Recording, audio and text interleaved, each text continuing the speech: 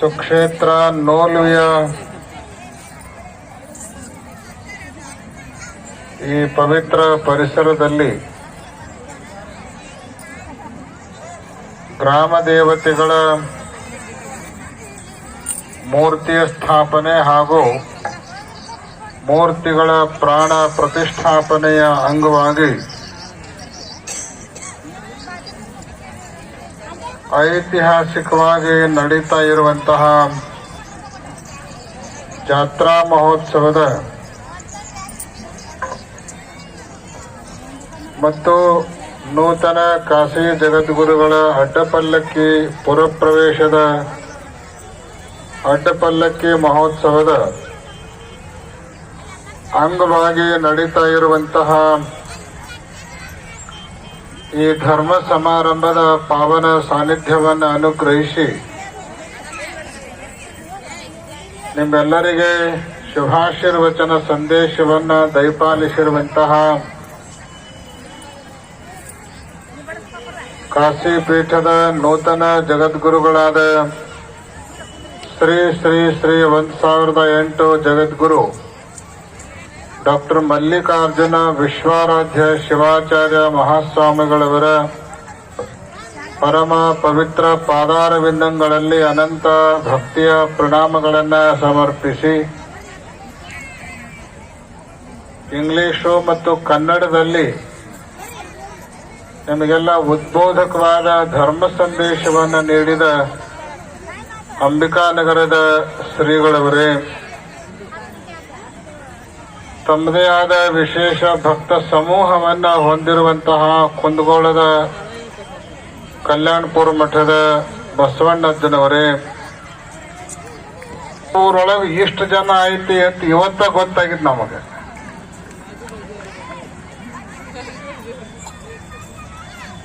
ನಾವು ಎಲ್ಲರ ಸಂಧ್ಯಾಗ ಗೊಂದ್ಯಾಗ ಪಾಠ ಪೂಜೆ ಮಾಡ್ಕೊಳಕ್ ಹೋಗ್ಬೇಕು, ಅಲ್ಲೇ ಬಾಳ ಅಂದ್ರೆ 100 ಜನ ಸೇರ್ಬೇಕು. ಆದ್ರೆ ಇವತ್ ನಮಗ ಅನಿಸ್ತದ ನೋಲ್ವಿ ಊರ ಕಿತ್ಕೊಂಡು ಬಂದು ಈ ಕಾರ್ಯಕ್ರಮದೊಳಗೆ ಪಾಲ್ಗೊಂಡಿದೆ ಏನೋ ಅನ್ನುವಂತ ಭಾವನೆ ನಮಗೆ ಬರ್ತಾ ಇದೆ. ಇನ್ನು ಅಲ್ಲಲ್ಲೇ ಬಹುತೇಕ ಕೆಲವರು ಊಟಕ್ಕೆ ಹೋಗ್ಯಾರ, ಅಲ್ಲಲ್ಲೇ ಒಂದ್ ಸ್ವಲ್ಪ ಗ್ಯಾಪ್ ಕಾಣಕತ್ತೇವ. ಹಿಂಗ ಟೈಮ್ ಭಾಳ ಆದ್ರೆ ಹೆಚ್ಚು ಕಡಿಮೆ ಹಾಕಿರ್ತದ. ಅದಕ್ಕೆ ಕನ್ನಡದೊಳಗೆ ಒಂದು ಗಾದೆ ಮಾತೈತಿ, ಮನಿಗೆ ಹಿರಿಯ ಅಣ್ಣ ಆಗಬಾರ್ದಂತ, ಸಭೆಯೊಳಗೆ ಕೊನೆ ಭಾಷಣಕಾರ ಆಗಬಾರ್ದಂತ. ಹಿರಿಯ ಅಣ್ಣ ಆದ್ರ ಪರಿಸ್ಥಿತಿ ಏನಾಕತ್ತೆ ಅಂದ್ರ ಮನ್ಯಾಗ ಯಾರು ಏನ್ ತಪ್ಪು ಮಾಡಿದ್ರು ಕೂಡ ಅಲ್ಲದ ನೋಡಿ ಅವನ್ನ ಕೇಳ್ರಂತಾರ. ಯಾರನ್ನ? ಆ ಹಿರಿಯ ಅಣ್ಣನ ಕೇಳಿ. ಯಾರು ಏನ್ ಮಾಡಿದ್ರು ಅವನೇ ಹೊಣೆಗಾರ ಆಗ್ಬೇಕು, ಅಣ್ಣನೇ ಹೊಣೆಗಾರ ಆಗ್ಬೇಕು. ಮಾಡೋರು ಬೇರೆ, ಅನುಭವಿಸವ ಬೇರೆ. ಇನ್ನು ಕೊನೆ ಭಾಷಣ ಕಾರಣ ಪರಿಸ್ಥಿತಿ ಹೆಂಗಿರ್ತೈತೆ ಅಂದ್ರೆ ಹೇಳಾಕ ವಿಷಯನೂ ಇರಂಗಿಲ್ಲ, ಕೇಳಾಕ ಮಂದಿನೂ ಇರಂಗಿಲ್ಲ. ಹೋಗಿರ್ತಾರ, ಹೇಳ್ಬೇಕಂದ್ರೆ ಏನೋ ವಿಷಯನೂ ಇರಂಗಿಲ್ಲ. ಅದಕ್ಕೆ ಮೊದಲು ಮಾತಾಡೋರು ಮುಂದೆ ಕುಂತವ್ರಿಗೆ ದೇವ್ರಂಗ್ ಕಾಣಿಸ್ತಿರ್ತಾರಂತ. ಮೊದಲು ಮಾತಾಡೋರು, ಆಮೇಲೆ ಮಧ್ಯದಲ್ಲಿ ಏನ್ ಮಾತಾಡ್ತಿರ್ತಾರಲ್ಲ ಅವ್ರು ಮನುಷ್ಯರಂಗ್ ಕಾಣಕ್ ಚಾಲು ಮಾಡ್ತಾರಂತ. ಇನ್ನು ಕೊನೆಗೆ ಮಾತಾಡೋರು ಯಾರ್ಯಾರ ಕಣ್ಣಿಗೆ ಹೆಂಗ್ ಕಾಣಿಸ್ತಿರ್ತಾರೋ ದೇವ್ರಿಗೆ ಗೊತ್ತದ. ಹೋದವ್ರು ಹೋಗಲ್ರಕ್ಕ, ಆದ್ರ ಕುಳಿತವ್ರ ಮೇಲೆ ಮಾತ್ರ ಬಹುತೇಕ ನಮಗ ಅನಿಸ್ತದ ನಿಮ್ಮ ಮುಖದಲ್ಲಿರೋ ಮಂದಹಾಸ ಪ್ರಸನ್ನತೆಯನ್ನು ನೋಡಿದ್ರ ಮೊದಲನೇ ಪ್ರವಚನಕಾರನ ಯಾವ ರೀತಿ ನೀವು ನೋಡ್ತಾ ಇದ್ದೀರೋ ಕೊನೆಯ ಪ್ರವಚನಕಾರನು ಕೂಡ ಅದೇ ರೀತಿ ನೋಡುವಂತ ಭಾವ ಭಕ್ತಿ ನಿಮ್ಮಲ್ಲಿ ತುಂಬಿ ತುಳುಕ್ತಾ ಇದೆ ಅಂತ ನಿಮ್ಮನ್ನು ನೋಡಿದ್ರೆ ಸ್ಪಷ್ಟ ಆಗಿ ತಿಳಿದು ಬರ್ತಾ ಇದೆ. ಇವತ್ತು ನೀವೆಲ್ಲ ಭವ್ಯ ದಿವ್ಯವಾಗಿರುವಂತಹ ಕಾಶಿಯ ನೂತನ ಜಗದ್ಗುರುಗಳವರ ಪುರಪ್ರವೇಶದ ಅಡ್ಡಪಲ್ಲಕ್ಕಿ ಮಹೋತ್ಸವವನ್ನು ಮಾಡಿದ್ದೀರಿ. ಕೆಲವು ಓಣಿಯೊಳಗೆ ಪಲ್ಲಕ್ಕಿ ಹೋಯ್ತು, ಕೆಲವು ಓಣಿಯೊಳಗೆ ಪಲ್ಲಕ್ಕಿ ಹೋಗ್ಲಿಲ್ಲ. ಕೆಲವು ಒಂದು ದಂಡಿಗೆ ಬಂತು ಅಂದ್ರೆ ಅದು ಊರು ತುಂಬಾ ವ್ಯಾಪಿಸ್ಕೊಂಡ್ ಬಿಡ್ತದ. ಅದು ಮನೆ ತನಕ ಬರ್ಬೇಕು, ಓಣಿ ತನಕ ಬರ್ಬೇಕು ಅಂತ ಏನಿರಂಗಿಲ್ಲ. ಈಗ ನಿಮ್ಮ ಊರೊಳಗ ಲೈಟ್ ಕಂಬದಾವು, ಕಂಬದ ಮೇಲೆಲ್ಲ ತಾರ ಎಳೆದಿರ್ತಾರ, ಹೌದಿಲ್ಲ?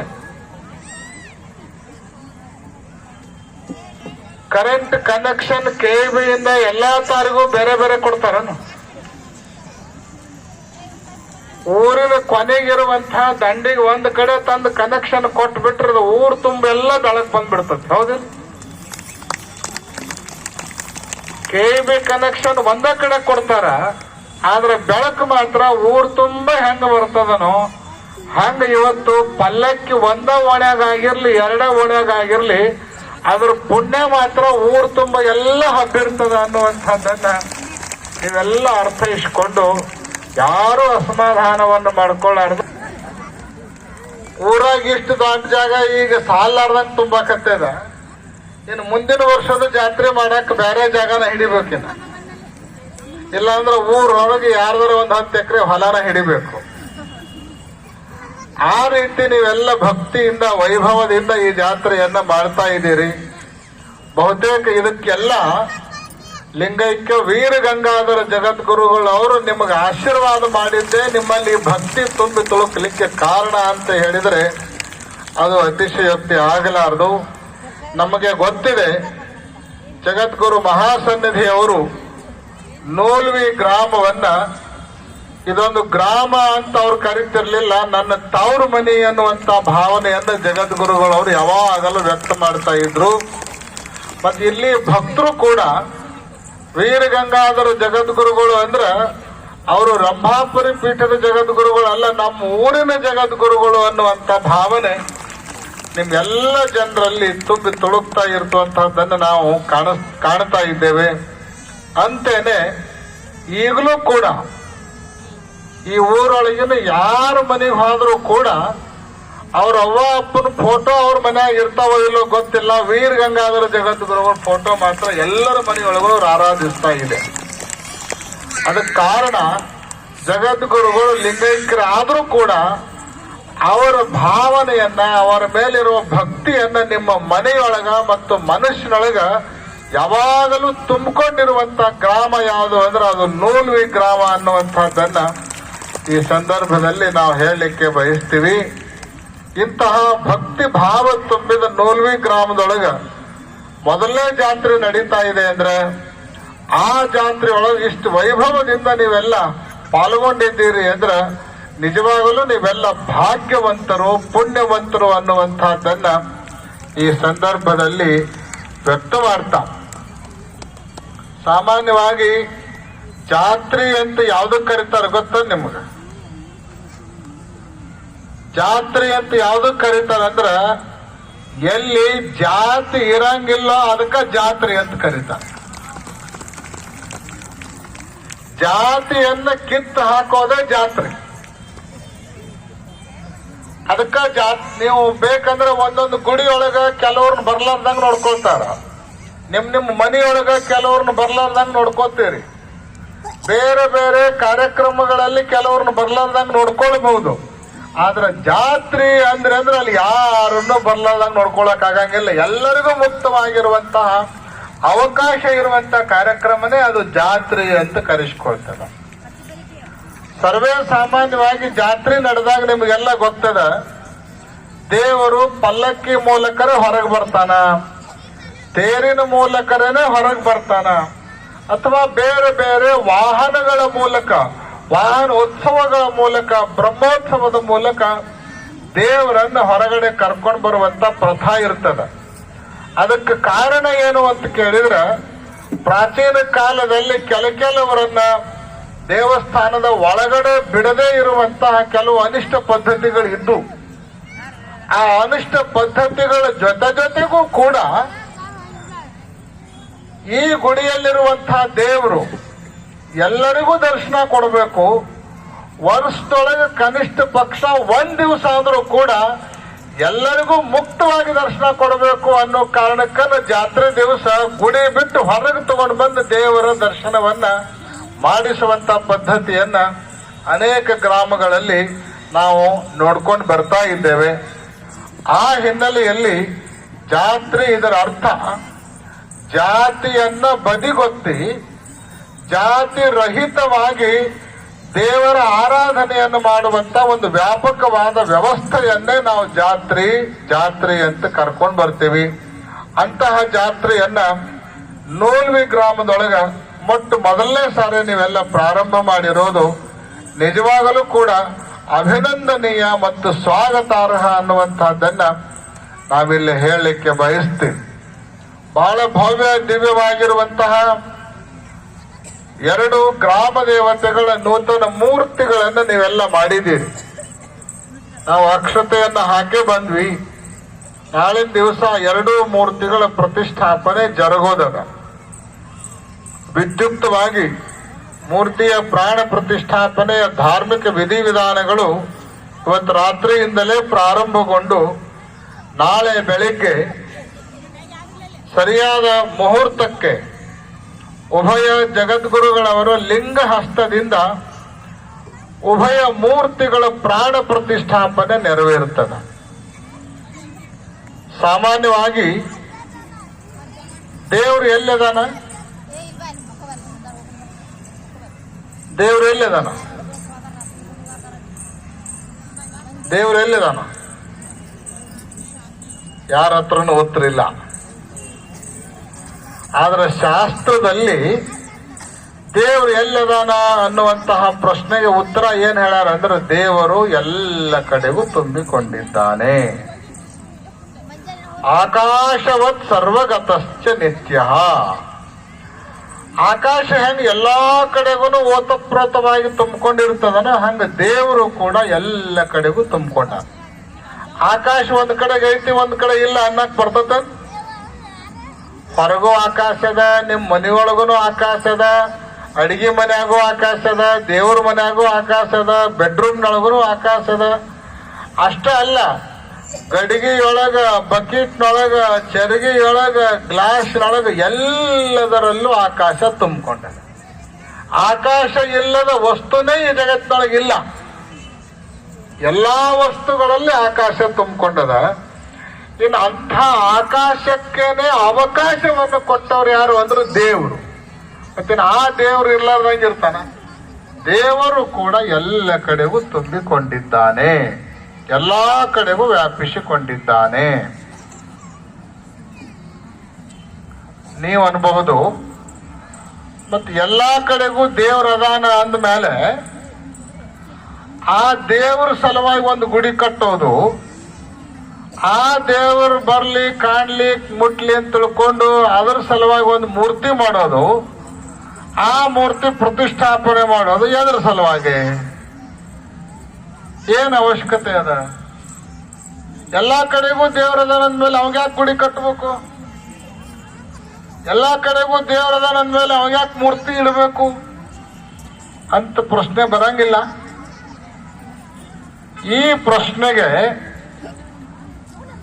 ಒಬ್ಬ ಸುಭಾಷಿತಕಾರ, ವಿದ್ವಾಂಸ, ಪಂಡಿತ ಬಹಳ ಚೆನ್ನಾಗಿ ಉತ್ತರವನ್ನ ಹೇಳಿದ್ದಾನೆ. ಸ್ವಲ್ಪ ಲಕ್ಷ ಕೊಟ್ಟು ಕೇಳ್ರಿ, ಗೊತ್ತಾಗ್ತದೆ ನಿಮಗೆ. ಗಾಹ ಸರ್ವಾಂಗಜಂ ಕ್ಷೀರಂ ಸ್ರವತೆ ಸ್ತನಮುಖಾದ್ಯಥ ತಥಾ ಸರ್ವತ್ರ ಗೋ ದೇವೋ ಮೂರ್ತಿ ರೂಪೇಣ ರಾಜತೆ, ಮೂರ್ತಿ ರೂಪೇಣ ರಾಜತೆ. ನಿಮ್ಮ ಮನೆಯೊಳಗ ಹಾಲು ಕೊಡು ಹಸು ಅದಾವ, ಹಾಲು ಹಿಂಡು ಹಸು ಅದಾವು ಅದಾವ. ಕೆಲವ್ರ ಮನ್ಯಾಗ ಇರಬೇಕು, ಕೆಲವ್ರ ಮನ್ಯಾಗ ಇರ್ಲಿಕ್ಕಿಲ್ಲ. ಅಂತೂ ಹಾಲು ಕೊಡುವ ಹಸುವಿನ ದೇಹದ ತುಂಬೆಲ್ಲ ಹಾಲು ಇರ್ತಾವಿಲ್ಲ? ದೇಹದ ತುಂಬೆಲ್ಲ ಹಾಲು ಇರ್ತಾವ, ಆದ್ರೆ ಹಾಲು ಬರ್ತಾವ ಎಲ್ಲೇ? ಕೆಚ್ಚಲ್ದಾಗ ಹಾಲು ಬರ್ತಾವ, ಹೌದಾ? ಏನ್ ಬಾಲ ಹಿಂಡಿದ್ರ ಹಾಲು ಬರ್ತಾವ? ಕೋಡ್ ಹಿಂಡಿದ್ರ, ಕಾಲ್ ಹಿಂಡಿದ್ರ, ಬಾಯಿ ಹಿಂಡಿದ್ರ, ಕಾಲ್ ಹಿಂಡಾಕ್ ಹೋದ್ರ ಒದಿತೈತೆ ಅಷ್ಟ, ಹಾಲು ಬರಂಗಿಲ್ಲ. ಬರೋಬ್ಬರಿ ಏಟು ಬೀಳ್ತಾವ. ಬೇರೆ ಎಲ್ಲಿ ಕೈ ಹಾಕಿದ್ರು ಹಾಲು ಸಿಗಂಗಿಲ್ಲ. ದೇಹದ ತುಂಬೆಲ್ಲ ಹಾಲು ಇರ್ತಾವ, ಎಲ್ಲಿ ಕೈ ಹಾಕಿದ್ರು ಹಾಲು ಬರಂಗಿಲ್ಲ. ಕೆಚ್ಚಲ್ದೊಳಗೆ ಮಾತ್ರ ಹಾಲು ಬರ್ತಾವ. ಹಂಗ ಜಗತ್ತಿನ ತುಂಬೆಲ್ಲ ಪರಮಾತ್ಮ ತುಂಬಿಕೊಂಡಾನ. ಆದ್ರೆ ಮೂರ್ತಿಗಳ ಮೂಲಕ ಅವ ಹೊರಗೆ ಬರ್ತಾನ, ಪ್ರಕಟ ಆಗ್ತಾನ ಅನ್ನುವಂಥ ಮಾತನ್ನ ವಿದ್ವಾಂಸ ಬರೆದುಕೊಂಡು ಬಂದ. ಹಾಲು ಎಲ್ಲಾ ಕಡೆ ಇದ್ರು ಬರೋದು ಮಾತ್ರ ಕೆತ್ತಲ ಮೂಲಕನೇ. ಹಂಗ ಪರಮಾತ್ಮ ಇರೋದು ಎಲ್ಲಾ ಕಡೆ ಇದ್ರು ಕೂಡ ಬರೋದು ಮಾತ್ರ ದೇವಸ್ಥಾನದಲ್ಲಿರೋ ಮೂರ್ತಿಗಳ ಮೂಲಕನೇ ಪರಮಾತ್ಮ ಬರ್ತಾನ, ಪ್ರಕಟ ಆಗ್ತಾನ ಅನ್ನುವಂಥ ಮಾತನ್ನ ಬರೆದುಕೊಂಡು ಬಂದಿದ್ದಾರೆ. ಅಂತಹ ಪರಮಾತ್ಮನನ್ನ ಆ ಮೂರ್ತಿಗಳಲ್ಲಿ ನಾವು ಪ್ರಕಟ ಮಾಡಿಕೊಳ್ಬೇಕು, ಪ್ರತ್ಯಕ್ಷ ಮಾಡಿಕೊಳ್ಬೇಕು ಅಂದ್ರೆ ನಮ್ಮ ಮನಸ್ಸಿನೊಳಗೆ ಭಕ್ತಿ ಇರಬೇಕು, ಸದ್ಭಾವ ಇರಬೇಕು, ಉತ್ಕಟವಾಗಿರುವಂತಹ ಭಗವತ್ ಪ್ರೇಮ ಇರಬೇಕು. ಸಂಸ್ಕೃತದೊಳಗೆ ಒಂದು ಮಾತೈತ್ ನೋಡ್ರಿ, ಯದ್ ಭಾವಂ ತದ್ಭವತಿ. ನಿಮ್ಮ ಭಾವನೆ ಹೆಂಗಿರ್ತದನೋ ಹಂಗೆ ನಿಮಗ್ ಫಲ ಸಿಗ್ತದೆ. ದೇವೇ ತೀರ್ಥೆ ದ್ವಿಜೆ ಮಂತ್ರೆ ದೈವಜ್ಞೆ ಭೇಷಜೆ ಗುರವು ಯಾದೃಶಿ ಭಾವನಾ ಯಸ್ಯ ಸಿದ್ಧಿರ್ಭವತಿ ತಾದೃಶಿ, ಸಿದ್ಧಿರ್ಭವತಿ ತಾದೃಶಿ. ದೇವರಲ್ಲಿ, ತೀರ್ಥಕ್ಷೇತ್ರಗಳಲ್ಲಿ, ಬ್ರಾಹ್ಮಣರಲ್ಲಿ, ಮಂತ್ರದಲ್ಲಿ,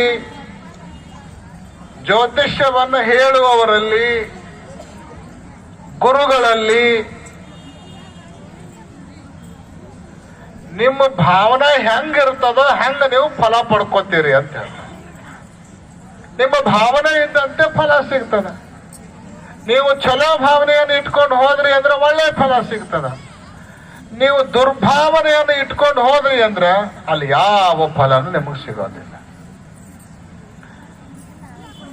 ಇತ್ತೀಚೆಗೆ ನಿಮಗೆಲ್ಲ ಗೊತ್ತಿದೆ, ಪ್ರಯಾಗ್ರಾಜದಲ್ಲಿ ತ್ರಿವೇಣಿ ಸಂಗಮ ಸ್ನಾನವನ್ನು ಎಲ್ಲರೂ ಮಾಡ್ತಾ ಇದ್ದಾರೆ. ಬಹುತೇಕ ಒಂದು ಲೆಕ್ಕಾಚಾರದ ಪ್ರಕಾರ, ಮಾಧ್ಯಮಗಳ ವರದಿ ಪ್ರಕಾರ, ಒಂದು ತಿಂಗಳದೊಳಗ 30 ದಿನದೊಳಗ ಬರೋಬ್ಬರಿ 40ರಿಂದ 50 ಕೋಟಿ ಜನ ಹೋಗಿ ಸ್ನಾನವನ್ನು ಮಾಡ್ಕೊಂಡು ಬಂದಿದ್ದಾರೆ ಅನ್ನುವಂತಹ ವರದಿ ನಮಗೆ ಸಿಗ್ತಾ ಇದೆ. ಅವರೆಲ್ಲ ಪವಿತ್ರವಾದ ಭಾವನೆಯನ್ನು ಇಟ್ಕೊಂಡು 144 ವರ್ಷಗಳ ನಂತರ ಬಂದಿರುವಂತ ಇದೊಂದು ಮಹಾಕುಂಭ, ಈಗ ಸ್ನಾನ ಮಾಡೋದು ಇದು ಅಮೃತ ಸ್ನಾನ, ಈಗ ಮುಳುಗೋದು ದೊಡ್ಡ ಭಾಗ್ಯ ಇದು ಅನ್ನುವಂತ ಭಾವನೆ ಇಟ್ಕೊಂಡು ಯಾರು ಸ್ನಾನ ಮಾಡ್ಯಾರೋ ಅವ್ರಿಗೆಲ್ಲರಿಗೂ ಕೂಡ ಅಮೃತ ಸ್ನಾನನೇ ಆಗಿರ್ತದೆ. ಇನ್ನು ಯಾರಾದ್ರೂ ಹೋಗಿ ಈ ನೀರಿನಾಗ ಏನದ, ಎಲ್ಲ ನದಿ ನೀರಿದ್ದಂಗ ಇವು ನೀರದವ, ನಮ್ಮ ಮನೆಯೊಳಗೆ ನಳದಾಗ ಬರ್ತಾವ, ಅವ ನೀರಿಗೂ ಅದಾವ, ಇಲ್ಲೇನು ಬಹಳ ವಿಶೇಷ ಐತಿ ಅಂತ ಹಿಂಗ ಅನ್ಕೊಂಡು ನೀವು ಸ್ನಾನ ಮಾಡಿದ್ರಿ ಅಂದ್ರೆ ನಿಮಗೇನು ಪ್ರಾಪ್ತಿ ಆಗ. ಅಂದ್ರೆ ಫಲ ಇರೋದು ಎದರಿಂದ? ನಮ್ಮ ಭಾವದಿಂದ ಫಲ ಇರ್ತದೆ. ಯದ್ ಭಾವಂ ತದ್ಭವತಿ, ಯದ್ ಭಾವಂ ತದ್ಭವತಿ. ನೀವು ಗುಡಿಯೊಳಗೆ ಹೋಗಿ ಇಲ್ಲೇನದ ಇದೊಂದು ಕಲ್ಲು ಅಂದ್ರೆ ನಿಮ್ಮ ಪಾಲಿಗೆ ಅದು ಕಲ್ಲೇ. ನೀವು ಗುಡಿಗೆ ಹೋಗಿ ಸಾಕ್ಷಾತ್ ಪರಮಾತ್ಮನೇ ಇಲ್ಲಿ ಶಿಲೆಯ ರೂಪದಲ್ಲಿ ಮೂರ್ತನಾಗಿದ್ದಾನೆ ಅಂತ ನೀವು ಭಕ್ತಿ ಭಾವನೆಯಿಂದ ಭಜನೆ ಮಾಡಿದ್ರಿ ಅಂದ್ರೆ, ಸೇವಾ ಮಾಡಿದ್ರಿ ಅಂದ್ರೆ ಆ ಕಲ್ಲು ನಿಮ್ಮ ಪಾಲಿಗೆ ಕಲ್ಲಾಗಿರಂಗಿಲ್ಲ, ಅದು ದೇವರಾಗಿ ನಿಮಗೆ ಇಷ್ಟಾರ್ಥವನ್ನು ಈಡೇರಿಸ್ತದೆ. ದೇವರಾಗಿ ಇಷ್ಟಾರ್ಥವನ್ನು ಈಡೇರಿಸ್ತದೆ. ಅದಕ್ಕೆ ನಮ್ಮ ಭಾವನೆ ಹೆಂಗಿರ್ತದೋ ಅಂಥ ಫಲವನ್ನು ನಾವು ಪಡ್ಕೊಳ್ತೀವಿ. ಒಂದ್ ವೇಳೆ ನಿಮ್ಮಲ್ಲಿ ಸದ್ಭಾವ ಇತ್ತು ಅಂದ್ರೆ ಅದ್ವಿತೀಯವಾಗಿರುವಂತ ಫಲ ಆ ಮೂರ್ತಿಗಳ ಮೂಲಕ ನಮಗೆ ಪ್ರಾಪ್ತಿ ಆಗ್ತದೆ. ನೀವು ಮಹಾಭಾರತ ನೋಡಿರಿ, ಮಹಾಭಾರತ ನೋಡಿರಿ, ಅದರೊಳಗೆ ಏಕಲವ್ಯ ಅಂತ ಬರ್ತಾನ.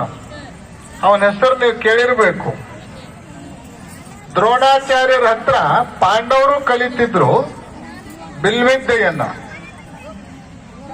ಏಕಲವ್ಯನು ಬಂದ ನನಗೂ ಕಲಿಸ್ರಿ ಅಂತ ಕೇಳ್ಕೊಂಡ. ಟೈಮ್ ಭಾಳ ಆಗೈತಿ, ಫಾಸ್ಟ್ ಹೇಳ್ತೀವಿ, ಒಂದು ಕಥೆ ಹೇಳಿ ಮುಗಿಸ್ಬಿಡ್ತೀವಿ.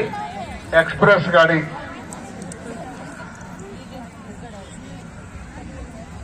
ನನಗೂ ಬಿಲ್ವಿದ್ಯೆ ಕಲಿಸಬೇಕು ಅಂತ ಏಕಲವ್ಯ ಬಂದ. ನಾನು ಅರ್ಜುನನಿಗೆ ಮಾತ್ರ ಕಲಿಸ್ತೀನಿ ಅಂತ ಹೇಳಿ ಕೌರವ ಪಾಂಡವರಿಗೆ ಮಾತ್ರ ಕಲಿಸ್ತೀನಿ, ಬೇರೆಯವರಿಗೆ ಕಲ್ಸಂಗಿಲ್ಲ ಅಂತ ಕಮಿಟ್ಮೆಂಟ್ ಆಗ್ಯದ, ನಿನಗೆ ಕಲ್ಸಂಗಿಲ್ಲ ಹೋಗಂತ ಹೇಳಿದ. ಬಹಳ ನೋವಾಯ್ತು ಅವನಿಗೆ. ಅವ ಬಿಲ್ವಿದ್ಯೆಯನ್ನ ಕಲಿಬೇಕು ಅಂತ ಬಂದದ್ದು ಎದಕ್ಕಂದ್ರೆ ಯಾವುದೋ ರಾಜ್ಯದ ಮೇಲೆ ಆಕ್ರಮಣ ಮಾಡಿ ರಾಜ್ಯವನ್ನು ವಶಪಡಿಸಿಕೊಳ್ಬೇಕಂತಾಗ್ಲಿ, ಯಾರಾದ್ರೂ ನನ್ನ ಮೇಲೆ ಬಂದಾಗ ಅವರನ್ನು ಕೊಂದು ನನ್ನ ಪ್ರಾಣ ಉಳಿಸ್ಕೋಬೇಕಂತಾಗ್ಲಿ ಈ ಉದ್ದೇಶಕ್ಕಾಗಿ ಅಲ್ಲ. ಅವನು ವಾಸ ಮಾಡುವಂತಹ ಕಾಡಿನಲ್ಲಿ ಕಾಡು ಮೃಗಗಳು ಸಾಧು ಪ್ರಾಣಿಗಳನ್ನು ಕೊಂದು ಹಾಕ್ತಾ ಇದ್ದು, ಆ ಸಾಧು ಪ್ರಾಣಿಗಳನ್ನು ಸಂರಕ್ಷಣೆ ಮಾಡಬೇಕು ಅನ್ನೋದ್ರ ಸಲುವಾಗಿ ಬಿಲ್ವಿದ್ಯೆಯನ್ನು ಕಲಿಸ್ರಿ ಅಂತ ಬಂದು ಪ್ರಾರ್ಥನೆ ಮಾಡ್ಕೊಂಡಿದ್ದ. ನೀನು ಕಲ್ಸಂಗಿಲ್ಲ ಹೋಗಂತ ಹೇಳಿದ್ರ.